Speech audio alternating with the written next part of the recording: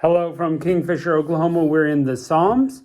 We're looking at great word pictures, poetry, music, things that we can use in our prayer life. So let's jump right into Psalm 137. By the rivers of Babylon, there we sat down, yea, we wept when we remembered Zion. We hanged our harps on the willows in the midst thereof. For there they that carried us away captive required of us a song. And they that wasted us required of us mirth, saying, Sing us one of the songs of Zion. How shall we sing the Lord's song in a strange land? If I forget thee, O Jerusalem, let my right hand forget her cunning. If I do not remember thee, let my tongue cleave to the roof of my mouth. If I prefer not Jerusalem above my chief joy. Remember, O Lord, the children of Edom in the day of Jerusalem, who said, raise it, even the foundation thereof. O daughter of Babylon, who art to be destroyed, happily shall he be that rewardeth thee as thou hast served us. Happy shall he be that taketh and dasheth thy little ones against a stone.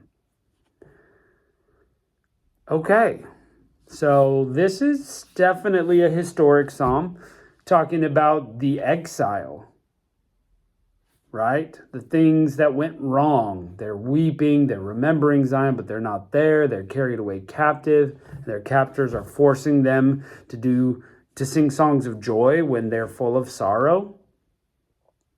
And goodness, they're so mad about it, they want to dash people's children against a stone. Yikes. They don't like Babylon. Babylon's been the big enemy, the Tower of Babel, and onward. That's just been a place synonymous with bad for the Israelites. And they were, deported there. So, yeah, an unhappy psalm. Sometimes we're in emotions that are not happy. And so it's okay. Again, the psalmist doing the right thing, taking those emotions to God, channeling the energy towards God. Yeah, sometimes we're just so mad. We want to see crazy things happen, just like the psalmist said. But like we were saying earlier in the Psalms, we just want to pull back a little bit. And we want to make sure that we land in a spot that we're doing the right thing according to God. Express the emotion to him, but then listen for what he would have you do. Count on the Holy Spirit to guide you. I mean, let's not do anything too crazy, I guess. All right, now we're jumping into quite a few Psalms of David. So here we go. Psalm 138. I will praise thee with my whole heart. Before the gods will I sing praise unto thee. I will worship toward thy holy temple and praise thy name for thy loving kindness and for thy truth. For thou hast magnified thy word above all thy name. In the day when I cried, thou answerest me, and thou strengthenest me with strength in my soul. All the kings of the earth shall praise thee, O Lord, when they hear the words of thy mouth. Yea, they shall sing the ways of the Lord, for great is the glory of the Lord.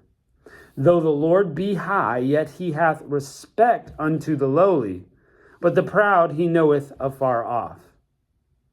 Though I walk in the midst of trouble, thou wilt revive me. Thou shalt stretch forth thy hand against the wrath of mine enemies, and thy right hand shall save me. The Lord will perfect that which concerneth me. Thy mercy, O Lord, endureth forever. Forsake not the works of thine own hands. It's a song of praise and lots of feelings here. David's going to shout. He's going to praise. He cries out. I mean, there's a lot happening. It's a very emotional psalm in the general sense of emotion. But he's really calling attention to God, which, of course, is the whole point of a psalm, to call attention to God. And hey, not only that, but as he calls attention to God, all nations will look at God because of what David is saying about him. So that's our whole goal, right? Is to draw close to God and point others towards him. So it points for David. Points for David. Okay, here we go. Another Psalm of David. Psalm 139. O Lord, thou hast searched me and known me. Thou knowest my downsitting and mine uprising. Thou understandest my thought afar off. Thou compassest my path and my lying down, and art acquainted with all my ways.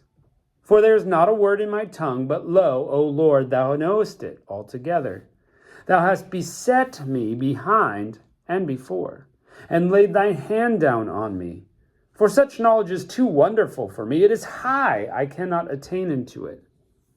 Whither shall I go from thy spirit, or whither shall I flee from thy presence? If I ascend up to heaven, thou art there. If I make my bed in hell, behold, thou art there. If I take the wings of the morning and dwell in the uttermost parts of the sea, even there shall thy hand lead me, and thy right hand shall hold me. If I say, surely darkness will cover me, even the night shall be light about me. Yea, the darkness hideth not from thee, but the night shineth as the day, and the darkness as the light are both alike to thee. For thou hast possessed my reins, thou hast covered me in my mother's womb. I will praise thee, for I am fearfully and wonderfully made. Marvelous are thy works, and that my soul knoweth right well. My substance was not hid from thee when I was made in the secret, and curiously wrought in the lower parts of the earth. Thine eyes did see my substance, yet being unperfect, and in thy book all my members were written, which in continuance were fashioned, when as yet there were none of them. How precious also are thy thoughts unto me, O God! How great is the sum of them! If I should count them, they are more in number than the sand. When I awake, I am still with thee. Surely thou wilt slay the wicked, O God. Depart from me, therefore, ye bloody men. For they speak against thee wickedly, and thine enemies take thy name in vain. Do not I hate them, O Lord, and hate Do not I hate them, O Lord, that hate thee? And am I not grieved for those that rise up against thee? I hate them with perfect hatred. I count them my enemies. Search me, O God.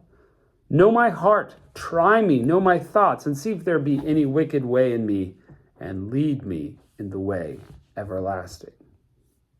Oh, now this is a famous psalm. I hope you've heard this one before. There's some great thoughts in there, some very classic lines that Christians love to quote, and rightly so, of course. Is God knows us. He knows everything about us. Where are we going to go that God isn't? You know, if we're in heaven, God's there. We can't even go to hell, it says, or the grave, as others translate it. We can't die. We can't go into eternity and be away from God. His presence is everywhere. Not that he's suffering in hell. And that's not it. The fact is you can't hide from God. If you're in America, he's there. If you're in Australia, he's there. If you're in the ocean, he's there. Antarctica, he's there. If you're in outer space, he's there. You can't hide. If it's day, if it's night, if it's raining, if it's sunshiny, he's there. He sees it. And the same is for all of our actions. We think, I'm by myself. Nobody's going to know who I am when nobody's looking. He knows. He absolutely knows. He knew before you did it. He saw all the options on the table, and he knew what you would choose. You can't hide from God. He knew you before you were made. In your mother's womb, he knew you. And he still loves you. This is the incredible part. All my weaknesses, all my sin, somehow he still loves me, though it's like a slap in the face every time I do something on purpose. Every time I sin against God, it's like a slap in the face. Yeah, I know who you are, but I'm not going to do what you say. That's why we need Jesus' sacrifice so bad, is because we are terribly sinful. So there's that part of it.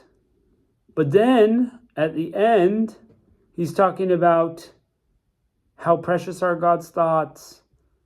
They are more than the sand. You know, he's so deep and he's got so many things going on that we can't even number them. If you think, that God is not incredible, that line alone should bend your mind a little bit, bend your universe a little bit. Search me, God. Know my heart. Try me. Know my thoughts. See if there's any wicked way in me. And then lead me in the way everlasting. So I want to leave the life of the wickedness that's in me. And I want to go on the path everlasting. That should be all of our cry. Unfortunately, we're so selfish that we just want what we want when we want it. We want it our way. That's the battle, folks. We got to get rid of the wicked and be led in the way of everlasting. That's God's way, not yours. Jesus wants to lead you there. The Holy Spirit wants to guide you there. God the Father designed the right way. We just got to follow it. Even if we don't agree with it at times, our flesh is what's not agreeing. We want to go, I want to do it my way. Why do I have to XYZ? Why do I have to give tithe? I don't think I should have to do that. Who cares what you think? If God told you to climb Mount Everest, if he appeared to you and told you to climb Mount Everest and you would receive blessings, you best believe all of us would be signing up to do something difficult. But when God says, give me 10% of your money as a tithe, oh my goodness. Oh, that's not for me. That's Old Testament. We want to fight God on each and every detail. But he's trying to lead us in the way everlasting. And we want to fight him on it. Goodness. I'm saying this because I'm guilty, friends. It's no perfection on this side. But anyway, it's inspiring. I hope you're inspired by this psalm. I hope it moves you like it moves me. So, all right. Well, thanks for joining us. So we got more Psalms of David tomorrow. So we'll catch you next time.